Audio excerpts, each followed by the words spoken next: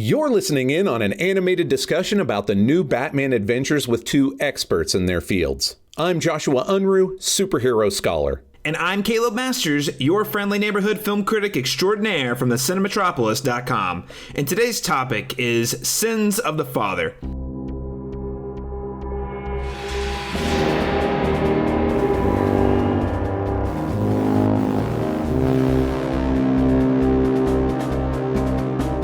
Joshua, introducing the one, the true series premiere for the new Batman Adventures, Sins of the Father, because I actually felt like it was introducing things and like it felt like a first episode of a new thing. It's like, hey, here's where we're introducing Batman and we're introducing Batgirl and oh, here's a new Robin. And also, wow, things have sure changed since the last time we saw Gotham. And oh man, yeah, this is super designed to be the first episode of this series. You're not wrong. The choice to lead with Holiday Nights remains inexplicable. Absolutely inexplicable. I don't get it. It's okay. Holiday Nights was such a treat. I wasn't mad about it, but it's just like, hey, the Robin who appears in Holiday Nights, we find out that he's actually Robin in this episode. Well, we find out who he is. That's at true. all, let alone, I mean, it's pretty easy to go, a Robin. Okay, but it's a new show.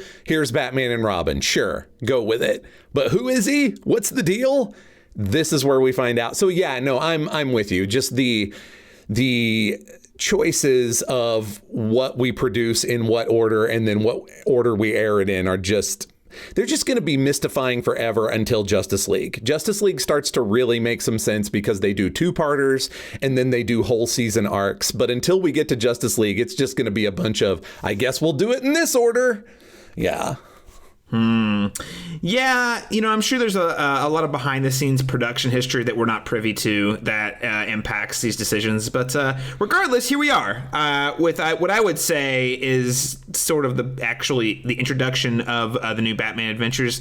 And Joshua, I'm interested to see what your full take is on this episode. But I love about half of this episode, and I say love as in genuinely, I love half of this episode, and then the first half of the episode, and then the second half of the episode, it kind of jumps right in. I felt like I was supposed to be watching a two-parter, but so 2 parts of material crammed in, half-baked. Yeah, it's rough. But Tim Drake, am I right? Well, yes and no, Tim Drake. Let's talk about what he looks like more than who he is, because when we get into the details of this episode, I am going to have a lot of meta feelings about Tim Drake, because here's the spoiler for about 5 or 10 minutes from now. This is Tim Drake in name only. I don't get any of these choices. But the look of him, when we see Tim as an urchin, yeah, okay, street rat, it's fine. Street rat, right? Yeah, it's okay. I mean, it's weird that he's got torn clothes and he's stealing donuts from cops, but he can still afford hair gel. That's a little odd, but okay, sure. Hey man, this is Gotham. There was some hair gel hidden under those donuts. I swear. Gross, but okay. But do you know what it reminded me of? It reminded me of one of my favorite and one of our most contentious BTAS episodes, because yes, Tim really reminded me very much of Frog from The Underdwellers. Yes. Especially with my son's response towards Frog 2/3 of the way through the episode, where he was like, that guy's going to be the new Robin. And I was like, wait, you know who all the Robins are. And they basically reuse... They basically reuse Frog's introduction on Tim with a lot more sass. Mm-hmm. Yeah, I did appreciate the sass. I love how he was he was able to use those donuts. He got a lot of mileage out of those. I mean, first with the cop, and then with Two Faces villains. Very, very crafty, that one. Very resourceful, obviously very agile, good with a batarang. Again, all right, I'm going to just know that that's all things I'm going to bring up again when we talk about this episode, because it is just okay. When it comes to the Robin costume for Tim, though, we already really talked about it. It's a huge glow up. It's a big deal. But what I find fascinating, and there is no answer for this, like I don't see any way to make this work other than they just hoped nobody would talk about it. And here we are doing a podcast 20 years later where we close watch everything. But the fact that Tim steals what was apparently Dick's costume, only we've never seen Dick wear that costume, and it's sized for an 11-year-old instead of a 20-year-old. Just further puts arrows in my quiver for BTAS and New Batman Adventures are essentially completely different shows, except when they don't want them to be. I mean, the continuity is fragile. It's tenuous at best. It's true, but I would also argue, like, Batman the Animated Series was not designed necessarily... I don't know. It wasn't really designed with continuity in mind, per se. I mean, that's not true. Well, it wasn't. There's some continuity, but it's not like there was not like an overarching narrative or mythology they were building. It was just like, yeah, two-parters. Or last time we fought, this happened, if you remember. I agree. No, I agree. I'm just looking at the shift from then to now, and the fact that we're led to believe this is Dick's costume is suspect. But like a lot of things in this episode, it will go completely unaddressed. It's you know what, I'll be fair. Right, to be fair, that costume, there's no way that's the same costume. Not a chance. And I'm also, look, I do feel like there is a sort of artistic conversation to be had about the fact that these are two different shows that just share some of the DNA, but it's not really a thing I'm prepared to super go to the mattresses about. It's more of a thing that I think is worth noticing when they don't want us to notice. Not to be jerks, but just to kind of like try and get into that creative process and think about why this way, what were your choices, you know? And again, there's a lot of that in this episode. So and most of it centers on Tim himself. So I just want to throw out there, though, I think that you can make arguments for both sides of that, because I agree. Yes,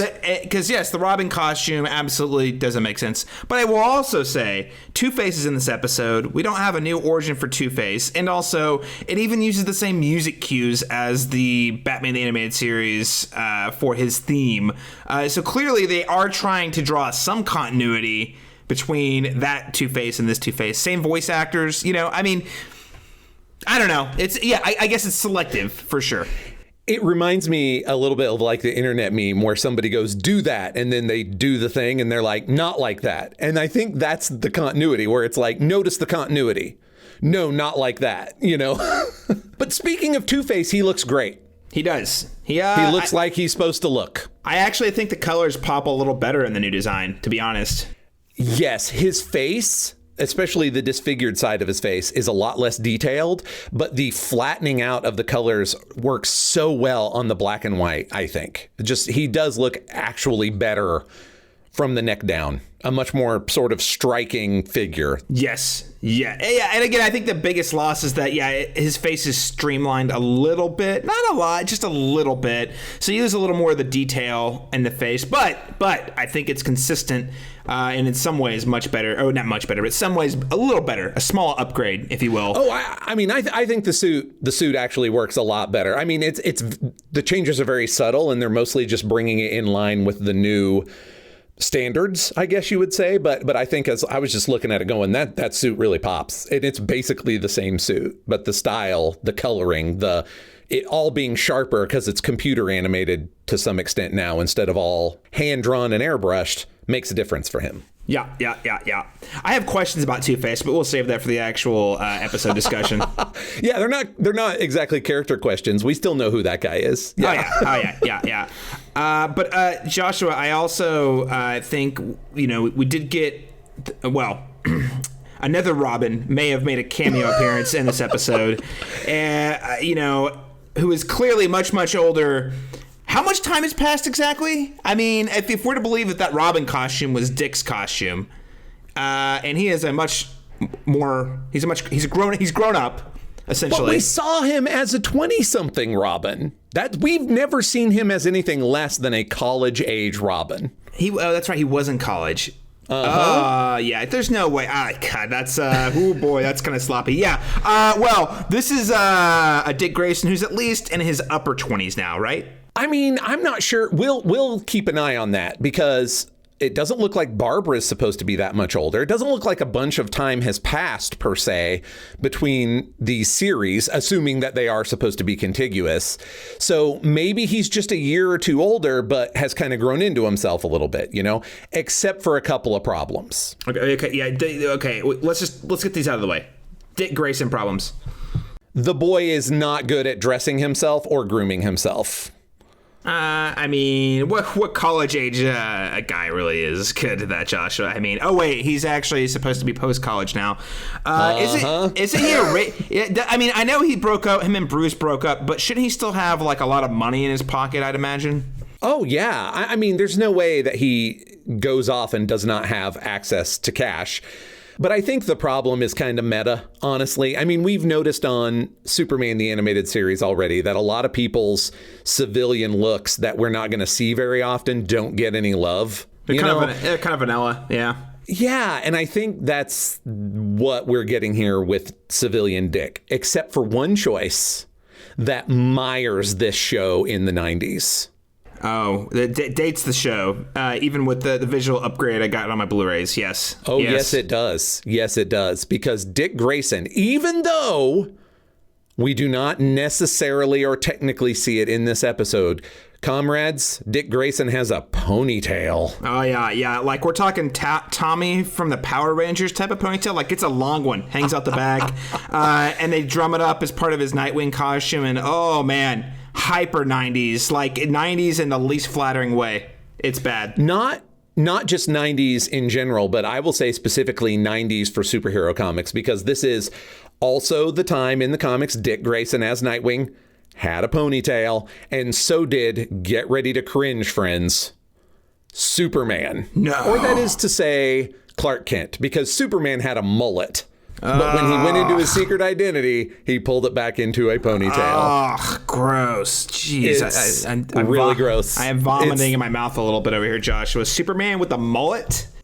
Honestly, it could have been good. Like, Superman with longer hair could have been good, but they left it in kind of a mullet shape so that they could keep the spit curl and stuff going on in front, They tried to have a Superman party in the front and a Billy Ray Cyrus party in the back.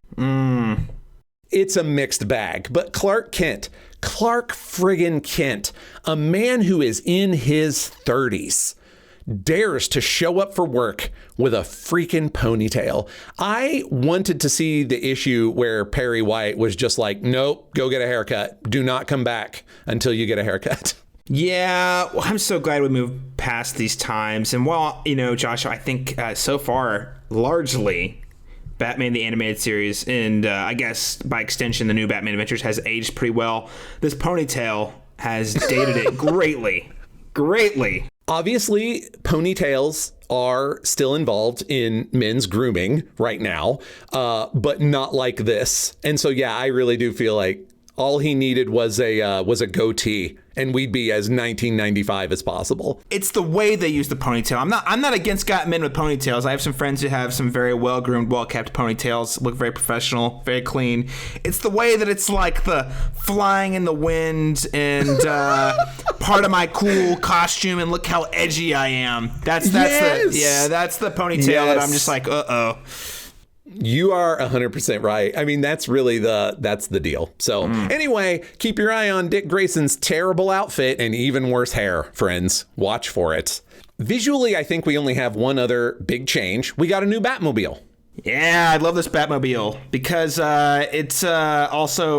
we see it for the first time in the water, and I thought it was 90s-tastic, but I also loved it. I love how it looked when it emerges from underwater. That was really cool.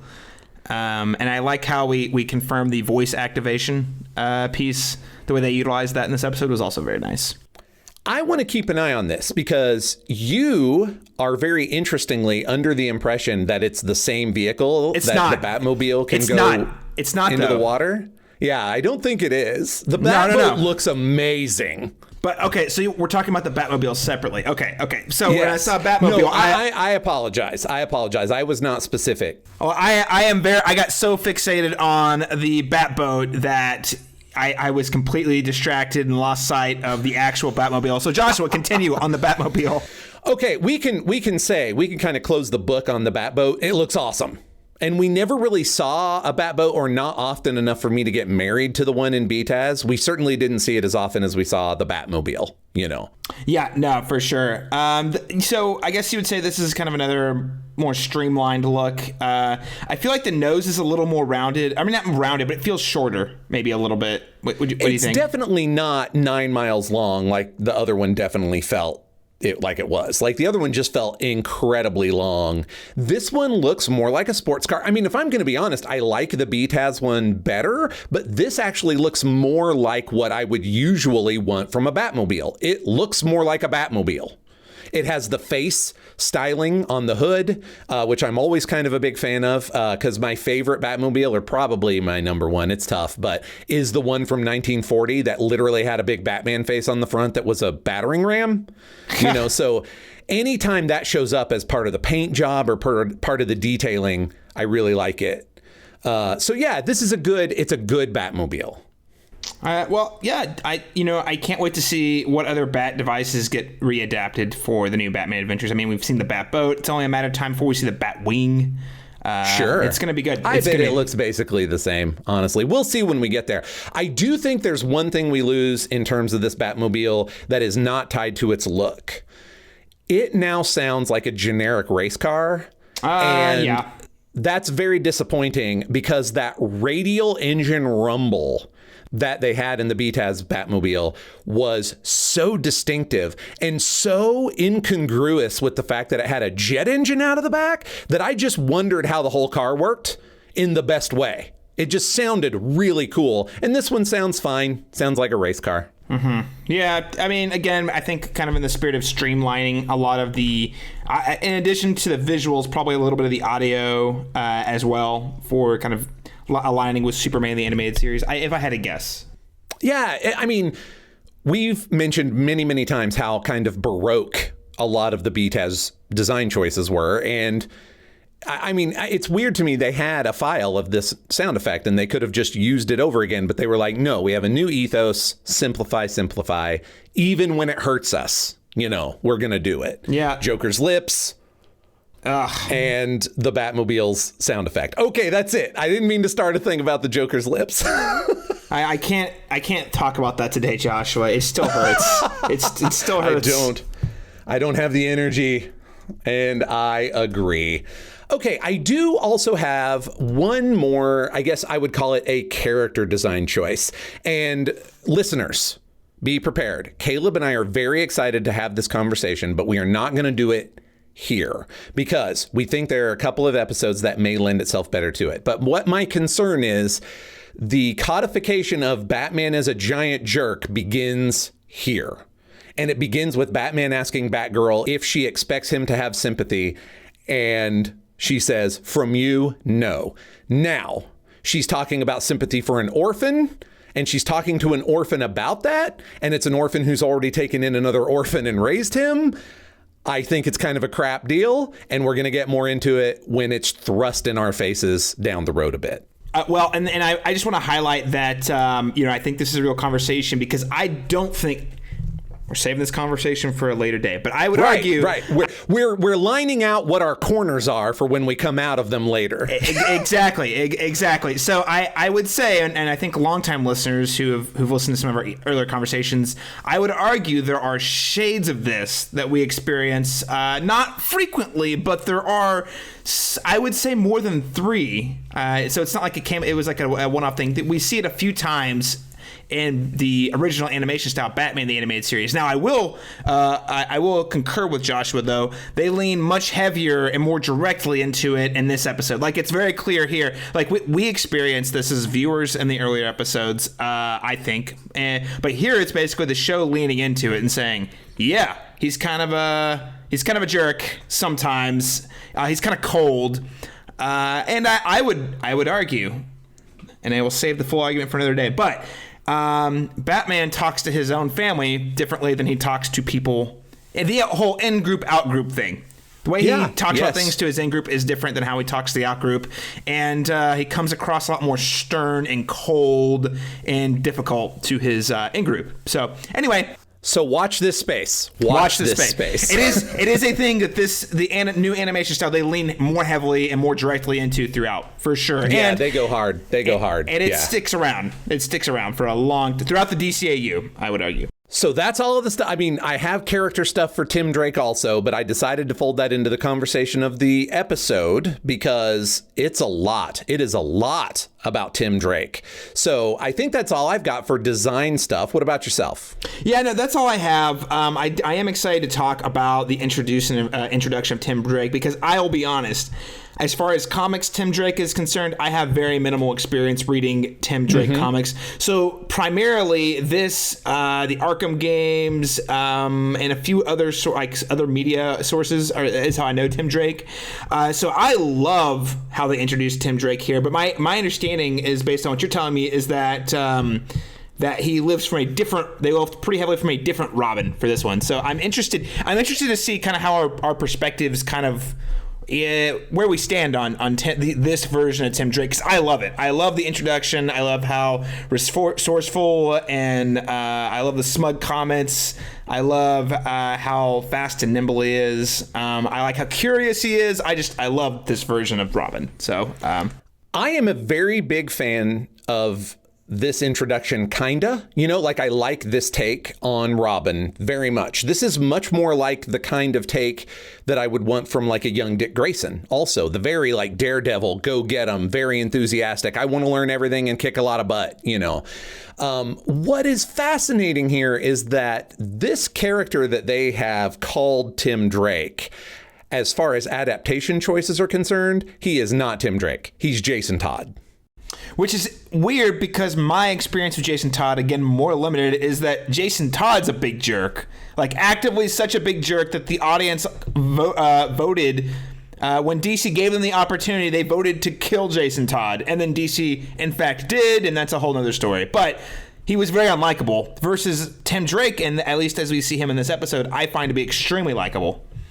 I think that there were some choices made in the comic books that kind of put Jason on a trajectory that was going to wind up with him not being very likable, but it didn't really start at the beginning. One of the choices that I think they do make that shifts that a little bit is that he was a few years older. He was pretty clearly a teenager in the comic books when they introduced Jason Todd, whereas here he's 11 or 12, at best. And so here's why I say this is Tim Drake in name only.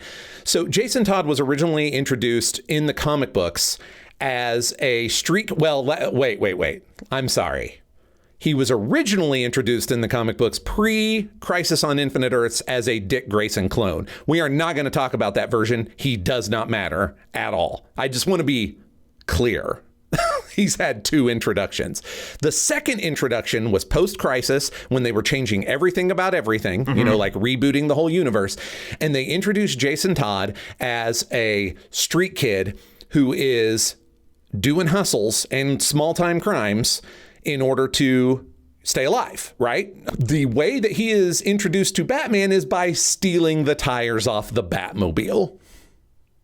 That's right. Yeah, he was actually robbing Batman, and Batman's like, you got to be kidding me, right? Yes. I own this issue, and it's a little dated as a phrase, but I love that when Batman finds the Batmobile with no tires, his response is to laugh out loud in an alley all by himself, and then say something very like, it takes stones to steal the tires off the Batman's buggy. Yes. Oh, that's good. I mean, that's funny. That's great. I actually think I think it's a very charming introduction, actually. And kind of circling back to one thing we generally like about Batman is that he does, despite the front that we see him put on in this episode, I think we all can agree that even in the text, he has a clear soft spot for orphans. He should. He absolutely should. I think that's vital to the character, and I think it has been since 1940. Right. And I do think, despite the front he puts on, I think his actions, even if he says one thing, like he's kind of a jerk in this episode about it, his actions, and at least from my perspective, his actions speak louder than his words. Yeah, he can gripe about it or make sarcastic remarks about it to Batgirl or whatever, but at the end of the day, he still takes the kid in, Absolutely. And the reason that I bring this up specifically is that Tim Drake is very much the Tim Drake of the comics, I should say, is very much my Robin. He was introduced in 1989, and I wasn't really reading Batman comics at the time. Not real. I know this will shock everyone listening, but I was still a Marvel guy at the time.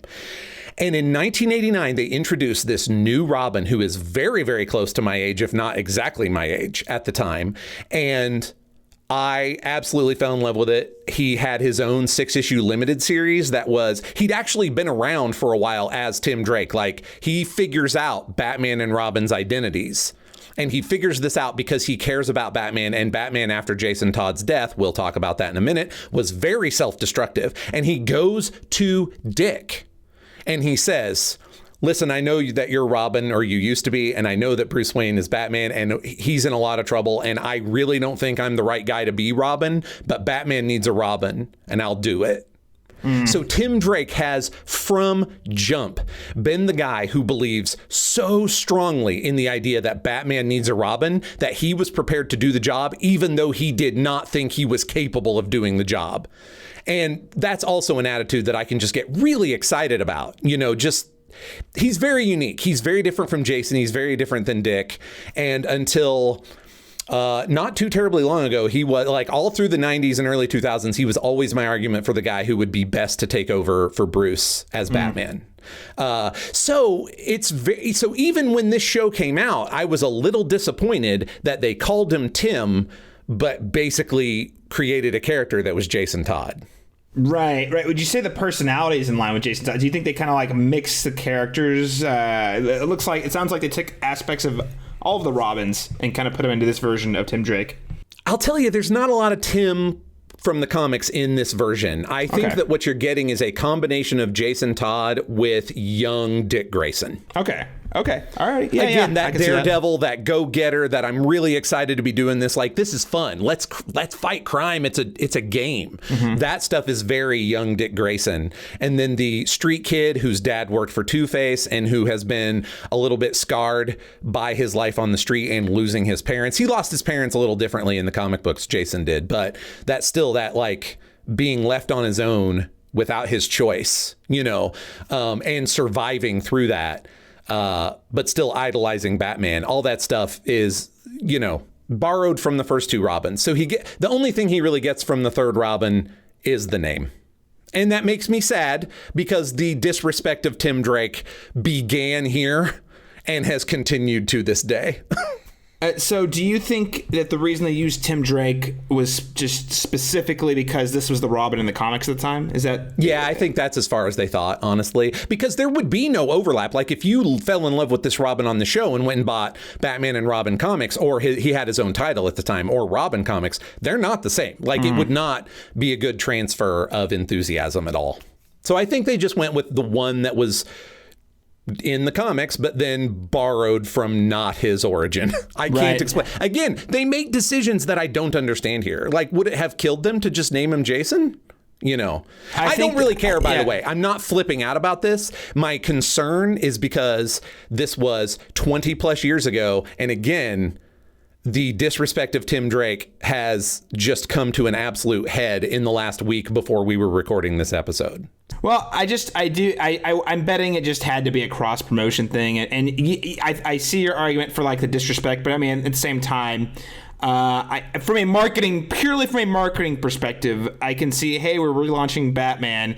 Hey, here's the Robin we're going to introduce. And they're like, okay, well, name him Tim, because that's using the comics time. It's brand recognition. It's not great. I'm not saying that's a good choice. But I could see, like, why would we name him Robin after the Jason Todd, the one that fans hated so much that they wanted to kill him? Or we could name him Tim Drake, who is generally likable. Yeah, who everybody likes. Who everyone likes. Doesn't have to necessarily align with this Robin, but it's I agree with you. It's a choice that does not matter for this show. It does not affect this show at all. This is me as an actual full-bore Tim Drake fan talking. Yeah. No, I just think it's an interesting and fair perspective to have, especially if you were a Tim Drake fan before you watch the show and you know he's coming, you're expecting one thing and you're like, this is not the Tim Drake I know. Yeah. I think. Yeah.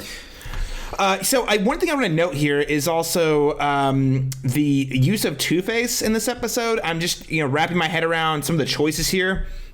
And I have to ask the question and see what you think. Do you think they incorporated Two-Face as the first villain to confront Tim Drake because in 1995, so 2 years before this, and Batman Forever, Two-Face created Dick Grayson? Is it coincidence? Am I reading too much into it? It just seems like a weird thing. I'm not really sure how. I think this comes back to we're going to borrow Jason Todd's origin, but slap Tim Drake's name on it, because Two-Face is actually the reason that comic book Jason Todd's dad is dead. Okay. That makes sense. All yeah. right. Yeah. I mean, if it happened to cross promote with the movie that had Two-Face in it, okay, like that's cool. But I really think that they were mostly just borrowing Jason Todd stuff. And that is a thing from the comics. Jason Todd's dad was a 2-bit hood who worked for a bunch of supervillains, but one of them was Two-Face, and it went predictably poorly for him. He's a John Doe, man. John Doe. It's John Drake, thank you very much. No, only not because it's Jason Todd. See, I'm all confused. It's difficult to keep track of. Yeah, so bring in the new Robin. I think, so it seems like I with my minimal Tim Drake outside of other media, with little experience of comic Tim Drake, I found this to be a super fun and very watchable Robin. I will say, all the setup, all the becoming Robin stuff is the stuff I love in this episode.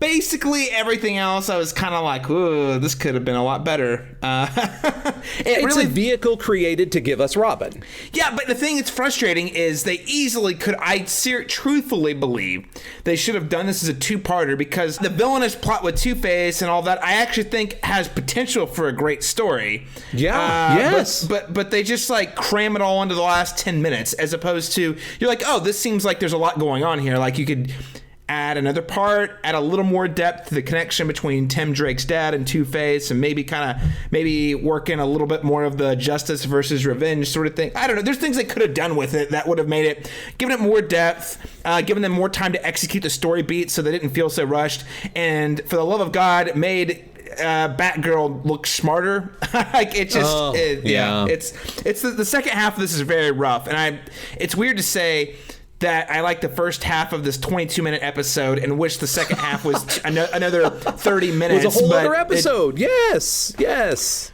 But I just feel like there was a lot of potential.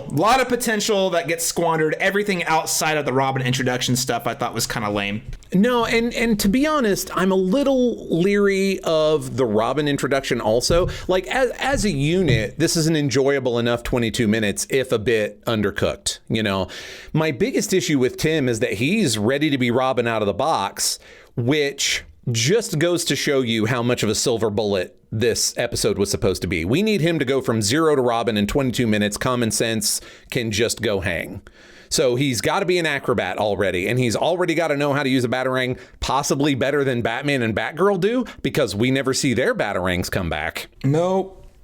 So, yeah. I don't hate it. I really don't hate it. I'm going to wind up accidentally sounding more negative about this episode than I really am. It's actually a really enjoyable 22 minutes, but it's also pretty clearly created to fast track getting a new Robin and not to make good characters or a good plot. No, and I think that's, again, I like this episode on the whole quite a bit, even though I think half of it's way undercooked, as you put it. But I think the thing that's most frustrating is there's a lot of good ideas here. They just don't go anywhere with them. Yeah. But like, how about this? What about a two-parter where Batman doesn't want this kid on your team, and whether or not how we feel about that? But like, let's actually have him wrestle with that. Like, I don't know. Maybe they were afraid it would be too like repetitive based off of Robin's Reckoning. I don't know. But it's just like, why would you put that in there if you're not really going to do anything with it other than have Batman roll his eyes? Like, it seems like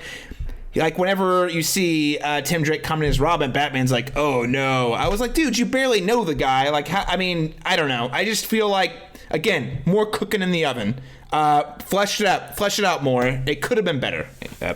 And it's actually interesting to me that as I play the thought experiment, that borrowing Tim Drake's origin would actually from the comics, I mean, would actually have probably been a better move.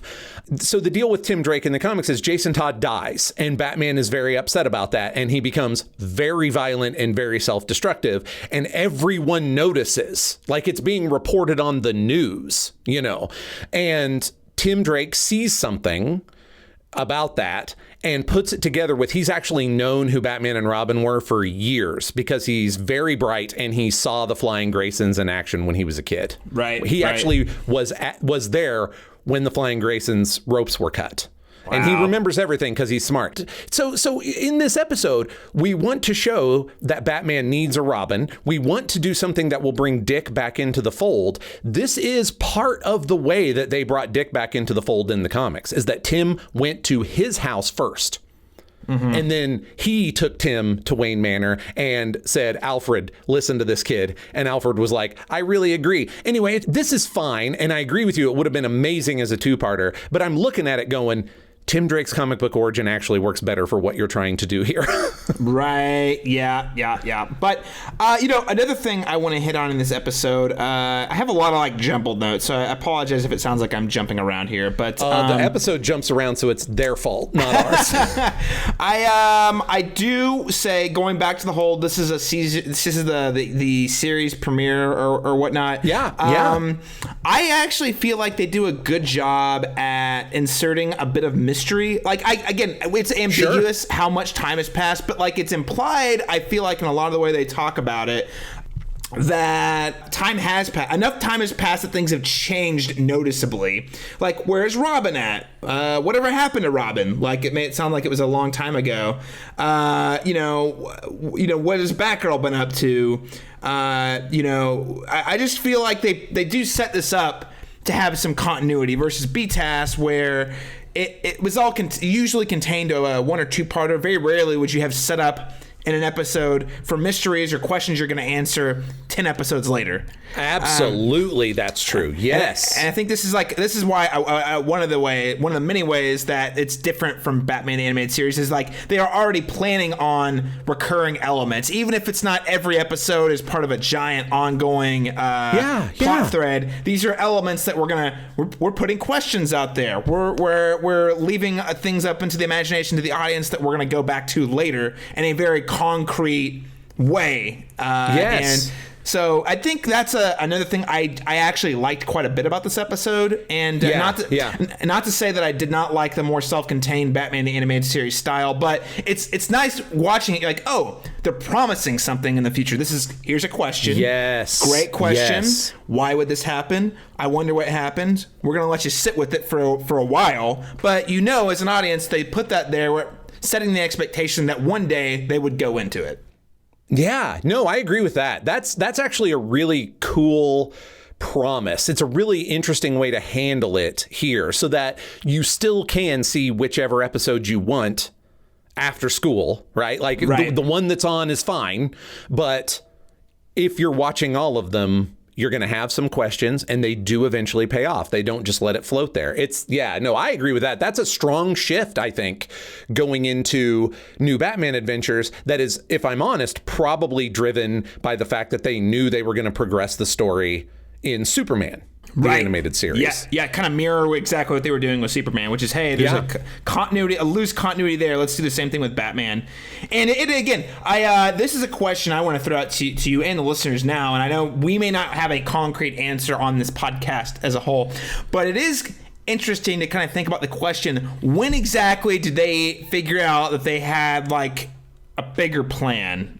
Or was it all just kind of, you know what I mean? Because I still feel like they're in the figuring it out mode. They're kind of they're refining kind of what they had done with Batman the Animated Series and making it more serialized, but it's still not full blown, we're going to do a Justice League one day. I don't think we're there yet, but it does feel like they're beginning to move in that sort of direction a lot more here. I agree with that, especially because there's kind of an obvious line of evolution here where we go from extremely loose, barely continuity in BTAS to a still very loose but much more noticeable continuity in New Batman Adventures and Superman the Animated Series. Every episode of Justice League for the first season is a two-parter. And then the second season of Justice League has an overarching season-long story going on. And then we go back to something a little more episodic, but with a bigger story floating in the background with Justice League Unlimited. And in the meantime, we've got Batman Beyond that is much more in the realm, and Static Shock for that matter, which is much more in the realm of what they're doing with New Batman Adventures and Superman the Animated Series. Right. But then we tie a bow on literally all of it by the end of Justice League. So I think there's a pretty straight line evolution here, but also I agree with you. They are 100% laying track in front of the train as it's going. Right. Like, I have to wonder, like, when did the light bulb go off? Like, hey, what if this all built to something? And obviously, like you said, still laying the track. They don't necessarily know what they're doing. I think they're just kind of adapting the style of the stories they were telling to a more modern audience, I guess. Yeah, no, I agree with that. You're absolutely right. It's changing tastes, too, because they're going to move to Cartoon Network with Justice League. So that it's on at a specific time and that season-long arc and two-parters actually work because Cartoon Network's like, they're going to be on at this time every week back to back so you can see your two-parters. Right. And then with the next ones, they're going to be here on this time. And that's not something that the WB was ever going to commit to as far as after-school syndication. Right. Well, and I'm glad you mentioned that, too, because this is again on Warner Brothers versus Fox, which is another difference. Fox being the original Batman the Animated Series, Warner Brother WB doing the new Adventures of Batman. So I just it's interesting to see how these things evolved, what's driving the change, and how it all kind of works out in the end is really interesting. Yeah, absolutely. Yes. Like, look, we will talk about a lot of and we have talked about the weaknesses that exist as far as characterization and storytelling with this crew, but their basics are so tight that they can come to something a decade plus later and pick up pieces from something so far back and still bring it all together because the basics are there. You know, they may not always know what to do with women. They may not always know what to do. Actually, that's what I'm going to stick with. They do not know what to do with women most of the time, but their storytelling basics are so strong that it's not surprising to me that they were able to, like, over time, bundle it all up into a really neat gift. Mm-hmm. Yeah, absolutely. Well, moving away from that piece, just a quick note, I really loved Two-Face's villainy here. His message to Gotham was great. 1 + 1 = Armageddon. Unless I receive $22 million by 2 a.m., there will be 2 different types of Gotham citizens, the dying and the dead. He is committed to the bit, except for one thing, and I'm going to point this out because I am being petty about how half-baked this episode is. All of that is amazing. Clearly, they did a lot of thinking about Two-Face and what he would say as a character, but then he sets the timer, and it's 3 minutes instead of 2. Yes. And why? And why? It's just at this point, it's a missed opportunity. Why would you not do that? It's so, I even made a note when I was watching it the first time. Before it actually got to 0, I said, is it going to stop at the 1 minute mark? It just was a weird choice. Yeah. After they had done such good work with Two-Face for that to be it's just, well, anyway, I've said my piece. It's not a terrible episode. It's not a great episode. And it's stuff like that shows the cracks in the armor. And so I love that aspect of it, but as we mentioned already, the way to beat Two-Face's evil plan to bomb Gotham City was to rip the power cable out of the computer. Yeah. Look, I love Batgirl. I think she's pretty fantastic in most of this episode, but there at the end, she stares at the thing in shock for too many reaction shots and then just pulls the plug. What is even going on? It's such a strange. That's what I'm saying. Like, such a half-baked. It was all building to that. It was all building to unplugging the power cable from the bomb. I don't even hate the unplugging it. What I hate is how long she spends looking around like, before going, power cords. It's true. It's true. All of it. It's it's rough. It's rough. All right. Well, I think that's about all we've got for Sins of the Father. Caleb, tell me, what is your alternate media recommendation this week? If people like the themes of Sins of the Father, what do you think they should be watching, reading, or what have you? Well, Joshua, I actually thought a lot about this one. I kept going back to the idea of like, apprenticeships, adopting an apprentice. You could do karate. The Karate Kid seems like low-hanging fruit. But so I actually am going to recommend Luc Besson's The Professional. That is also Natalie Portman's, I believe, debut film. I think you're right. Yeah. Let me tell you, it is an excellent film, an excellent assassin film.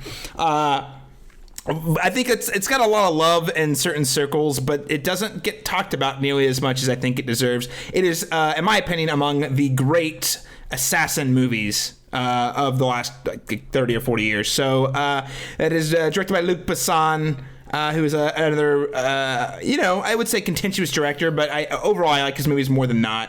Just the idea of your outstanding hitman comes in, stumbles upon this person who needs help, and kind of against his initial gut reaction of saying no, decides to take this girl in and train her up to be an epic killer. I mean, Batman doesn't kill, but you get the gist. No, but he takes her from frightened orphan to extremely competent person, just like Batman would do for Dick and then do again for Tim. Absolutely. Yes. What about you, Joshua? So our minds are in very similar places as far as the themes and how they play out, but our choices could not be more dissimilar. I am actually going to recommend the 2010 remake of True Grit, directed by Joel and Ethan Coen, starring Jeff Bridges and Matt Damon and Josh Brolin and Haley Steinfeld. And it's a tremendous piece of filmmaking, honestly. But the story, if you're not aware of it, is a young girl who wants to get revenge on the man who murdered her father and is completely not in a position to do it. She's too young. She's a girl. She doesn't know how to shoot, all that stuff. But she convinces an aging U.S. Marshal that he should help her. And she does that by showing that she has the titular True Grit. And he's way past his prime. She's nowhere near her prime. But they surround themselves with a group of people and they go on an adventure. I'm not going to tell you how it ends. If you don't know, it's fantastic. Go watch it. And is this, sorry, remind me, this is, for one more time, there are two versions of True Grit. And which one is it you would recommend? Okay, I like the one that John Wayne was in. It's very good. I'm not denigrating that one, but I'm going to recommend the 2010 remake by the Coen brothers because I just think it's a more modern approach to the story, which is based on a novel. So, I mean, there's lots of options if you want to go to it, but my pick, top of the pile, Coen brothers 2010 remake. It's a fantastic film. I could not agree with you more, Joshua. I'm frequently saying among the greatest Coen Brothers films, of which there are many, True Grit is one of them. And yeah, that ending's fantastic. But we'll talk about that off air, so as not to spoil it for the listeners.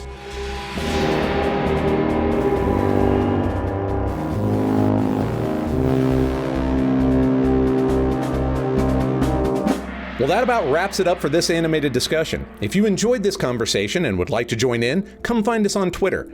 Caleb is at CMastersTalk, and I am at Joshua Unruh, and the hashtag is Animated Discussion. Caleb, where else can people find you? Well, I'm the editor-in-chief and contributor at a little website that I run on the site called the Cinematropolis, a website that specializes in in-depth film critique and analysis. We publish in-depth essays on all types of film, including superhero films from time to time. We also have a monthly podcast, the Cinematic Schematic, which you can find all of that over at thecinematropolis.com. Remember that an animated discussion is a Pulp Diction Productions program and is 100% supported by listeners like you. To find out how you can keep this and our other shows in production, check out patreon.com/pulpdictionproductions. Show your support by pledging at Patreon or by leaving a great review on Apple Podcasts to make it easier for more people to find us and join in the discussion. And of course, the links to Patreon, Apple Podcasts, our recommendations, and Twitter are all easy to find in the show notes. Thank you so much for joining us for this animated discussion. We'll be back next time when we talk about A Little Piece of Home, an episode of Superman the Animated Series. You could say it's the showrunner's kryptonite. We'll see you back here. Same bat time, same bat channel.